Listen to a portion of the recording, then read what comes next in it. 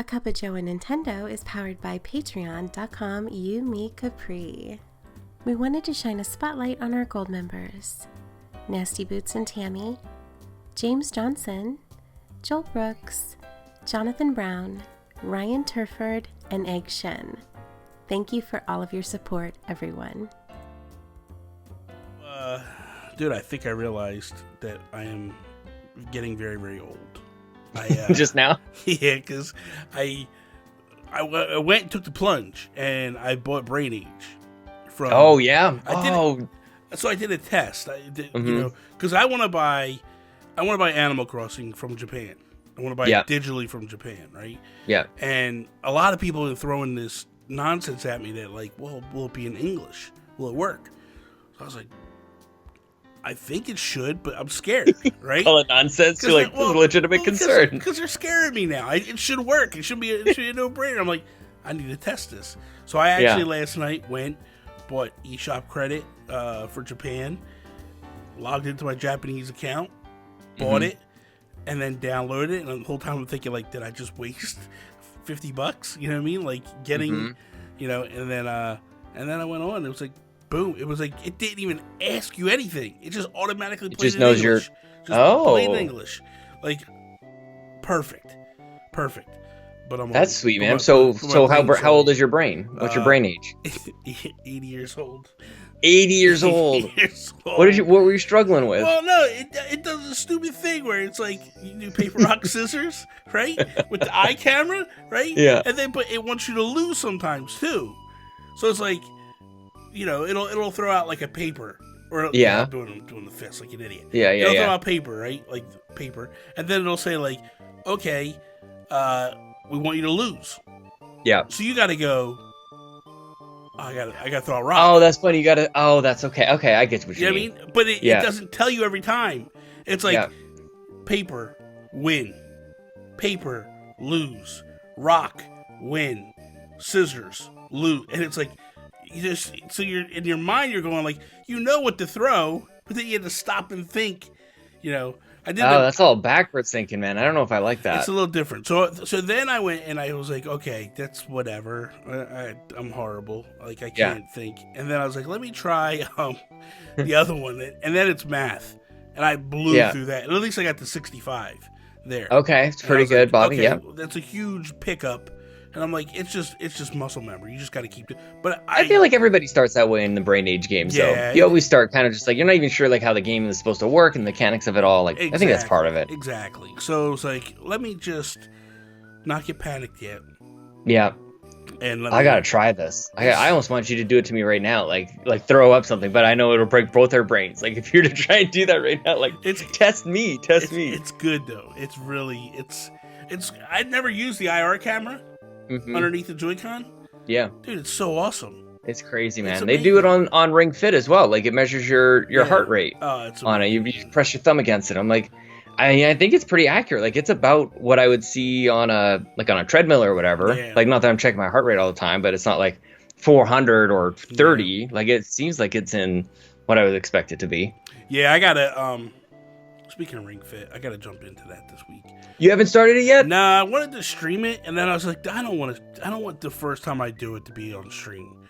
Yeah. Like, you gotta learn. I didn't either. Like, I want to learn the mechanics. I was going to do it, and I was just like, oh man. So maybe but part of it is like fun though, just kind of because it's gonna be throwing new stuff at you for a while. But get your character set up, or whatever. I started it this week. I started on Tuesday, and I think I did 3 workouts with it this week. Okay. And dude, it's good. I'll go start it's tonight. Really good. Well, I'll start today. I'll set it up and do everything.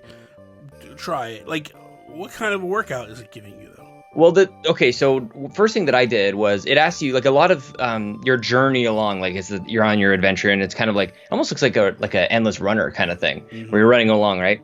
And with a lot of games like this, it asks you to like run in space, like just in like on the spot. I hate that stuff. It hurts my feet. Like I don't really wear shoes, so I'm just like in bare feet and I'm on a hard floor, and it's just like I don't like it. So Ring Fit Adventure is the first time I've seen this where they allow you to do a silent run, which is essentially just like you bounce up and down. Okay. Like it's kind of like little mini squats instead of like running. Like you just kind of like plant both feet on the ground and just sort of like bob up and down, which is I think more gentle on the knees, like on all the joints. Might be easier for some people to get into.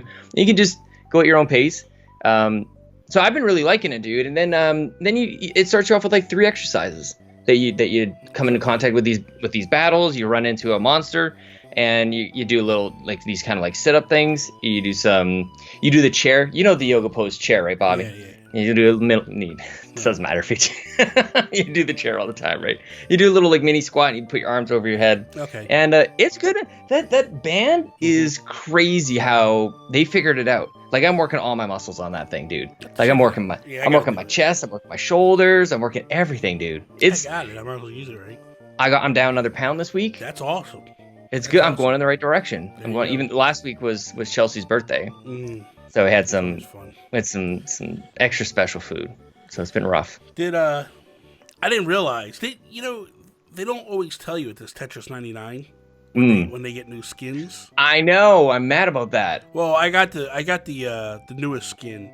Yeah, just buy it with tickets or whatever. Well, yeah, I bought it with tickets. I bought 3 houses. The music is so good in that. Oh, is it? It's making me want to go back and play Fire Emblem again. I have to. Oh no, where did you? I didn't get very far. I quit very quick. You're still in the school? Yeah, I'm still in the school. I think I'm just about to leave the school, but I took a break. Fight, man. I just want to battle. Yeah. It takes forever to get to that point. And I know that, like, Donnie Reese loves the dating simulator on it. Like, go knock yourself out, Donnie. Go talk to the little kids. It feels weird. They're all kids. They're all students. It doesn't feel quite right. It's very Japanese, man. It's very Japanese. That's funny. Chelsea's been making fun of me. She's like, what? You like all those weird Japanese games? And I'm like, what Japanese? Like, what do I play even? And then, of course, like Fire Emblem, like games like that, like Persona and things like that. Like, I mean, I don't know. I feel like I play enough North American games that shouldn't be like part of my identity. Exactly. You know, if there's anything wrong with that. But I will say this: Tokyo Mirage Sessions. Yeah, dude. Oh God. Do you like it? I love it. Are you in? I'm back in, man. I'm so back in. It's just like immediate. Like you start the game off. So the other night I was playing, and I was on a stream, and like Garrett Bland and them guys were just like, "Hey, man, we want to watch. We want to see it." Yeah, man. We're on the fence about it. Play it. And I was like, "Okay, you guys want it? We'll play it."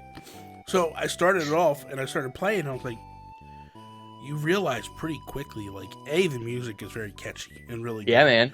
You know, but beyond that aspect of it, it's like, holy crap.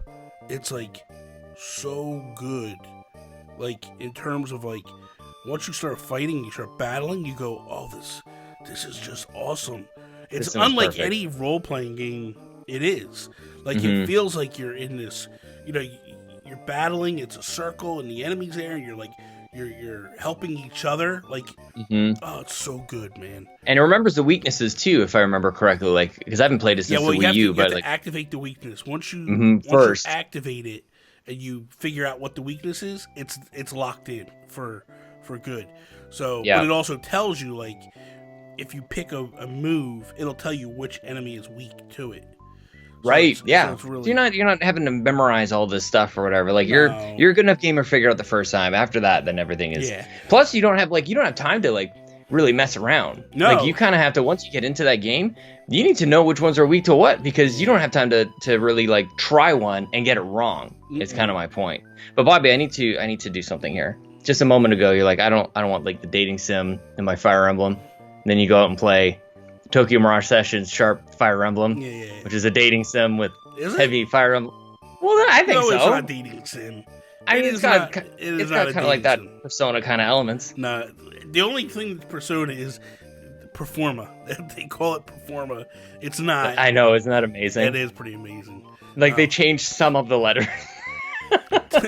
We'll take an A out of here. We'll put an A over here. It's not even an R. They sub an R. It's an S and an F. It's just an S and an F, closer right? Than I thought. Right? No, it's really close. But I mean, they took whatever. It doesn't. I know. Don't break your 85-year-old brain. Exactly. Thinking about it. An F and an M. That's a difference. But yeah, it's I'll tell you what I did last night. So I told you I went. It was my buddy's birthday or whatever. So this is my best friend. This is a kid I grew up with. That like. Oh yeah. Like we played everything together. We played baseball together. We did everything together, right?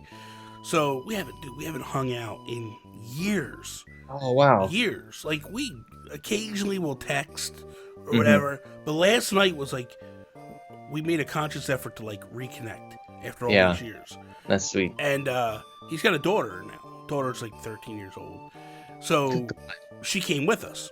So that was weird. You know, like, it's funny at one point he's like, "This reminds me of Jay and Silent Bob Reboot." You know what I mean? Oh, my God, yeah. Because, like, people used to, like, me and him, I'd be Silent Bob because I was the heavyset one. He was Jay because he was a tall, skinny, blonde-headed dude. And he got a kid now. So it's, like, so funny, right? So we go to Chili's for dinner. Go to Chili's, we're hanging out, we're having a good time. Then afterwards, they're talking, and he says, like, they have an arcade over at the mall? And I was like, like an arcade? He's like, dude, it's identical. He's like, the difference is you just pay X amount of dollars to get in, and then you just play whatever you want. There's no money. Oh, no way. That's perfect. So I was like, let's go. So, dude, we went in, and the two of us, because he says this is so funny, he goes, I'm just going to tell you right now, to his daughter, his daughter's named Gladys, so I'm just going to tell you right now, if he beats you, you're never going to hear the end of it. And I'm like,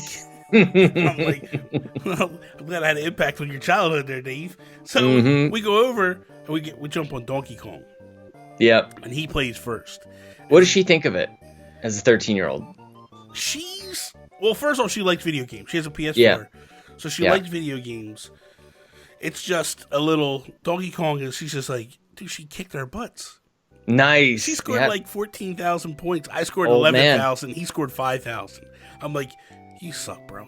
But it's so funny because it was just so cool to play games and hang out with a younger kid that, like, gets tech. And the funny thing is what I always said to you, like, I don't want to let tech get out of my grasp. I'm always afraid of that. That's how he is. Yeah. And he's out of it? Oh, he has no idea. No. And we're talking. She's making fun. She goes, he just found out what stories were on Instagram. And I'm like, Dave, are you serious, dude? So I was like, do you know what TikTok is? He goes, I don't know. She's got it. And I'm like, dude, come on, man. You got to get on top of this stuff. Like, I'm like, you're turning into an 80-year-old man. And then I go, test my brain. I'm 80. I know what it is, though. I'm just not very good at it. I wouldn't be good at it. Video takes too long. Oh, yeah. That's the problem, ultimately.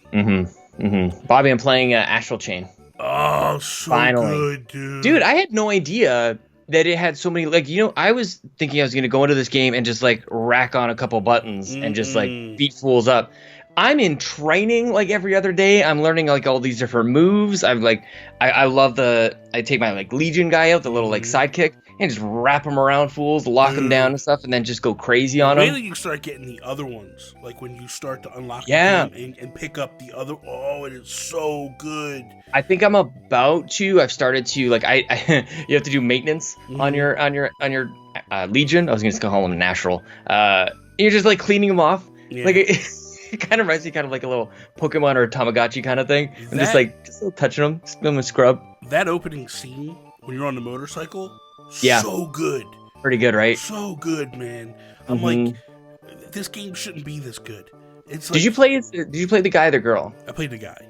I'm playing as a girl. Is the character you play as always silent, or is it just because I'm the female and she's always silent? Nah, he's silent. She talks when you're him. Right. Like okay. Like when I'm playing. So it's just a role reversal kind of thing. It's a role reversal thing. Yeah. Which makes holy sense. cow, man! I hate when they do that stuff. When like, they already got the voice acting, just have just go a little step further. But it's, oh my god, that game is so good. Yeah, who knew? Well, and we talked about this before. I said this before. I feel like when Platinum does their own games, nobody's better. Yeah, nobody's better than them. They are one of the best game developers in the game.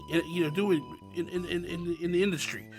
It's when they do licensed games that I feel like they're just lazy, collecting a check, and they just get done.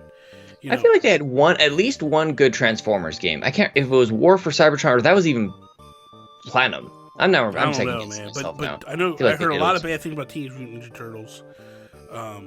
We know, but there's so many systems in this game. Like I had no idea. Like I like to listen to podcasts on my way to work. Like when I'm taking the bus, there's no listen. I got to pay attention to this game. Like there's cutscenes every 10 minutes. I'm doing these investigations and stuff, trying to figure it out. And speaking of feeling like an 85-year-old brain, like if I'm not paying attention to those investigations and I get one of those questions wrong, oh man, they're like, "What are you not paying attention?" Yeah. It reminds me a little bit of the Arkham series. Yes. It reminds me a little bit of the Arkham series, but it also reminds me of Bayonetta.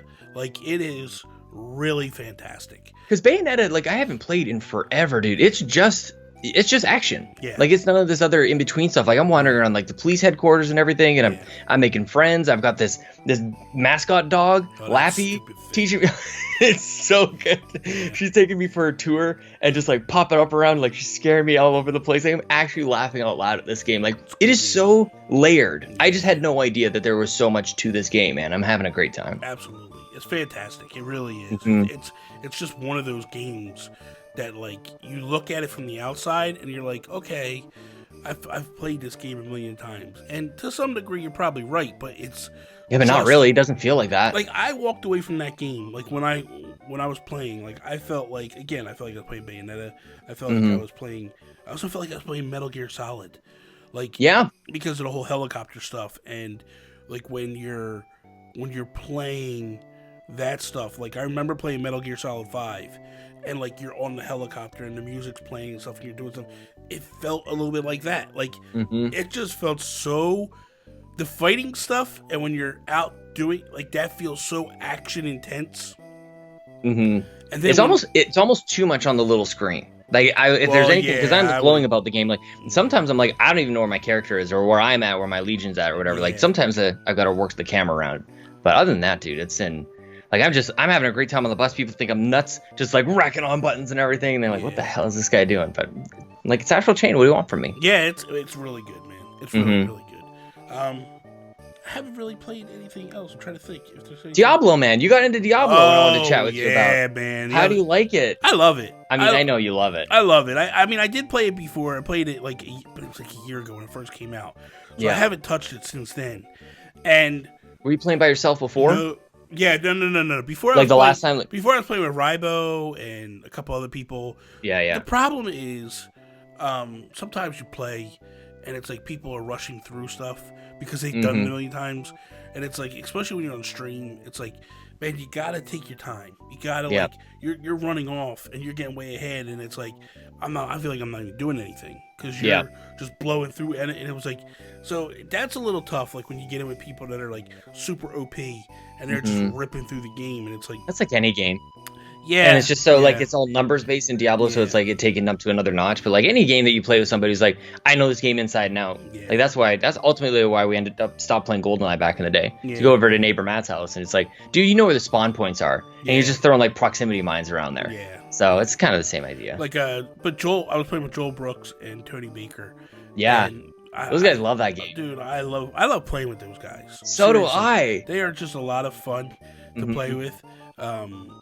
And they're just very generous. You know what I mean? They're very, I know. Very, like, Tony or Joel, they'll like just drop out of games to let other people jump in if they want to jump in. It's really it's such a good They're the crew. true Canadians. Yeah, they're really good, man. Like, I'm a bit of a dink, but like, those guys are like the stereotype. I'm more like you, Bobby. To some degree. I'm more like you. To some degree.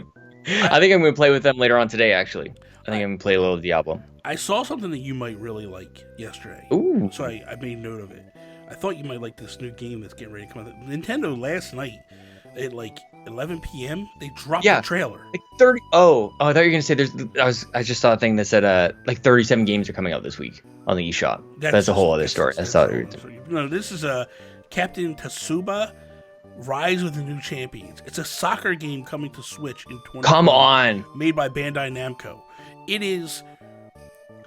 It's real characters. You know what I mean? So it's real, but it's very arcadey. Dude, it took me back in the day, like a Tecmo type sports game where, you know, you have these cutscenes, like you kick the ball and it's a fire build-up kick, and like you kick it and it's this cutscene come across, and like boom, it comes off.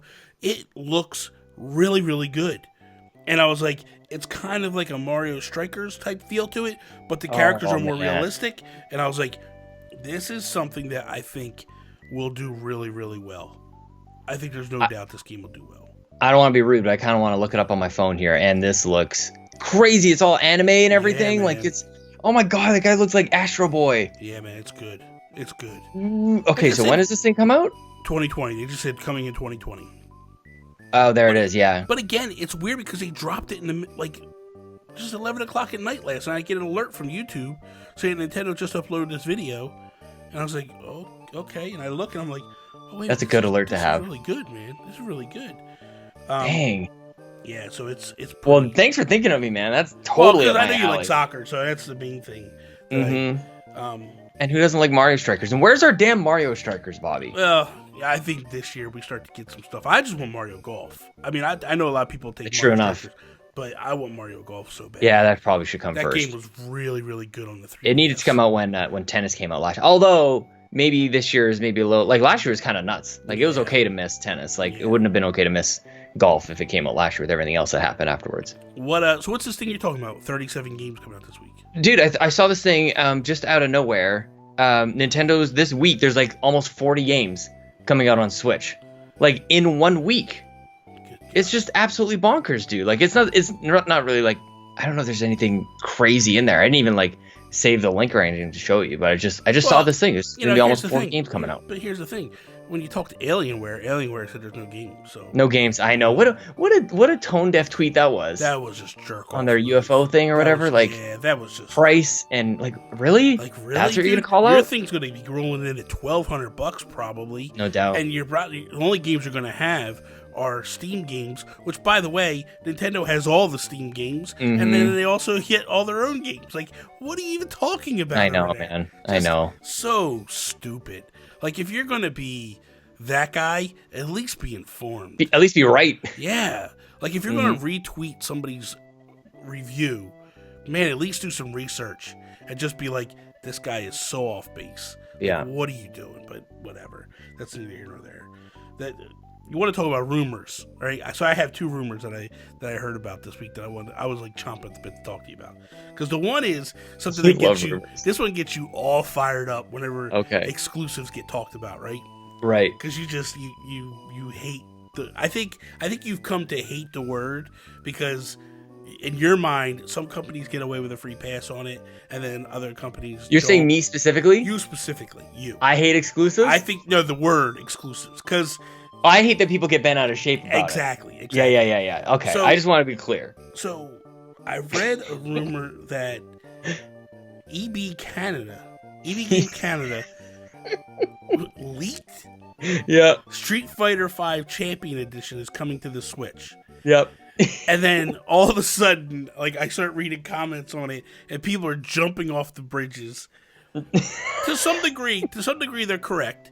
Like this game was funded by Sony. Right. And like Capcom, partially, I think, right? A good portion of it. Yeah. It locked it into exclusive to the PS4. But the one thing that Capcom also came out with and said was that every iteration of that number 5 is Sony exclusive. So the first thing people were like, well, it's a Champion Edition, so it's different. Right. But that's what I wasn't sure if like there already was a Championship Edition or whatever, Edition on PS5 or 4. Yeah, I don't know. So basically the rumors are back and forth. Like some people believe it could happen. Some people believe it's not going to happen. Did you see EB Games tweeted later? No. They updated it. They said EB Games Canada. There's always the best outlets in Canada giving you your best leaks, everybody. Walmart Canada and whatnot. They said this was a mistake. We meant to say PS4.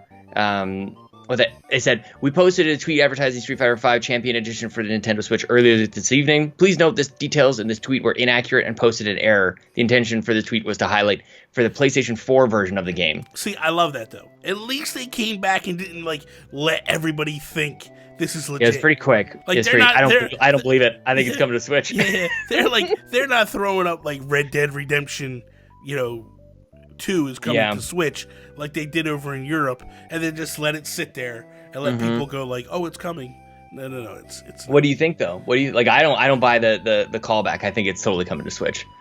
I don't believe because exclusives are totally bonkers now, man. Yeah, but I don't believe it is. I don't believe it is just because of the fact that Sony spent a lot of money on it. But now you're starting to see Sony back off of the exclusives a little bit as well. They're starting to become a Microsoft type thing. Now, granted, they're not putting things on the Switch, but they are going PC. And I think that's the first step. I think that a lot of these... See, here's the thing. The old guard goes, hey, man, you have to have your own games that are on your own console, and that's just all it is. But because Microsoft was just like, you have companies that aren't game companies, essentially. Mm-hmm. Like, I don't believe that Sony and Microsoft are game companies. They're tech companies, and they do a lot of things. It's not just video games. I don't think that's a personal opinion. I think, it's fact. It's fact. So you have, like, where it starts with Microsoft is you have people that are running very successful businesses, very successful branches of Microsoft, looking at Xbox and going like, you guys are struggling. Mm-hmm. You don't even see. You're wasting your time.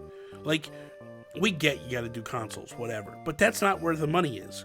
Who cares how many consoles you sell? It's about how much money you make. So you need to start just selling your games everywhere. And I think the biggest tell for them was Minecraft. Yeah. When they bought Minecraft for like, what, $4 billion, everybody originally was like, that's it. It's locked down. They're going to make it exclusive to Xbox, and that's it. And they didn't. And I think because they didn't, they've realized really quickly, like, guys, we can make some serious money here with these No IPs. Doubt. Like, why are we even doing anything like this? Mm-hmm. So I think that was the beginning. But I think now you have a bunch of suits at Sony, and I feel like Sony Games is really struggling right now. Like, they're losing presidents, they're laying people off, they're doing all this restructuring to some degree. And so I feel like the suits at Sony are looking at it and going like, well, why aren't you making money like Microsoft?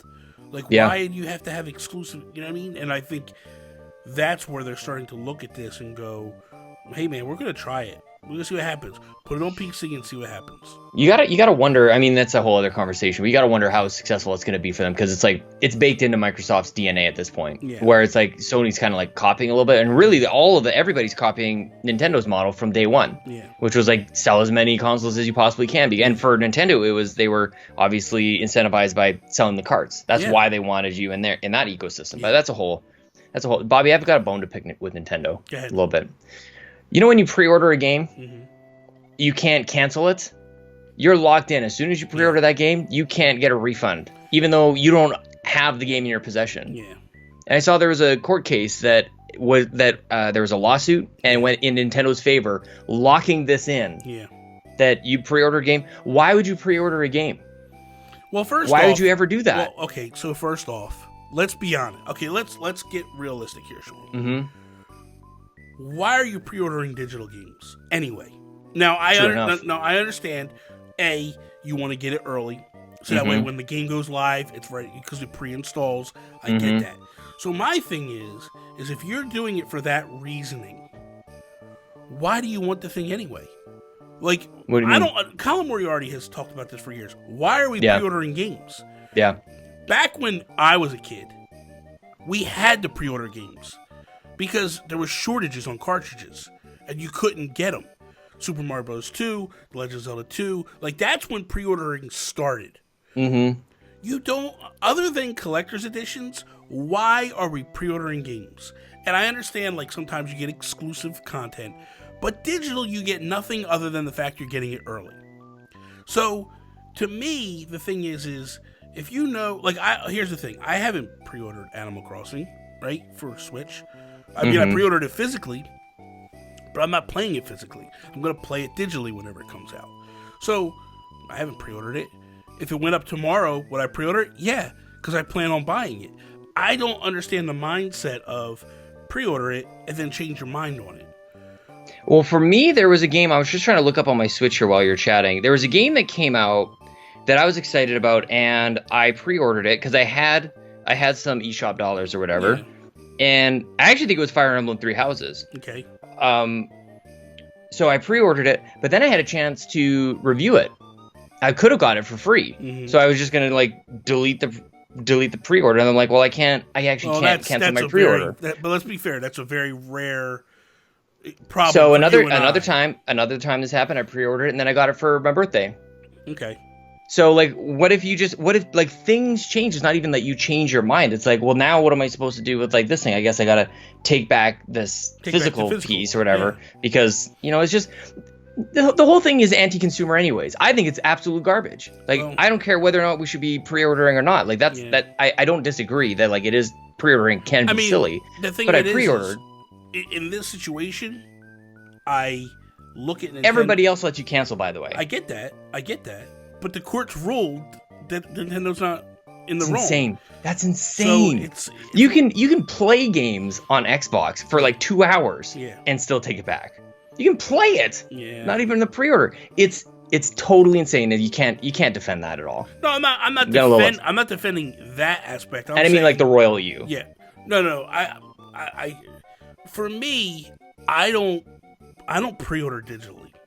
It makes no sense to me at all. Well, I probably won't. I haven't since, and I wouldn't again. The only time I pre-ordered was Luigi's Mansion, and that's because they gave you a gold coin bonus. If you pre-ordered it, they gave you double the gold coins, and I was like, "Well, I'm going to buy the thing anyway." Digitally.